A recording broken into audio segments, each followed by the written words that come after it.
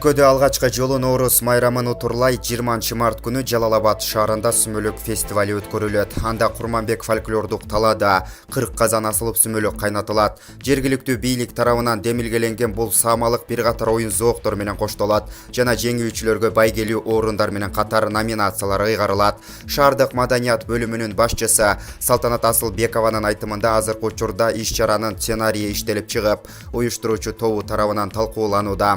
Эң негизгиси шаар тургундарына майрамдык маанайын тартуулоо менен бирге улуттук баалуулуктарыбызды даңазалоо. Сынакка катышкан ар бир мекеме ишкананын жамааттары анда өндүрүлгөн буудайын тартуудан баштап бышырууга чейинки эрежелер эске алынып, калыстар тобу тарабынан жеңүүчүлөр аныкталат. Ал эми кайнатылган сүмөлөк 21 март күнү Борбордук аянттагы иш-чарада жергиликтүү тургундарга таратылат, дейт Асылбекова. Ага улай аталган иш-чара быйылкы аймактарды өнүктүрүү жана өлкөнү санариптештирүү жылында калаанын туристтик потенциалын жогорулатууну максаттайт. Эске салсак, жергиликтүү бюджеттен бул жылы Наурыз майрамын өткөрүүгө 190 миң сом акча каражаты бөлүнгөн.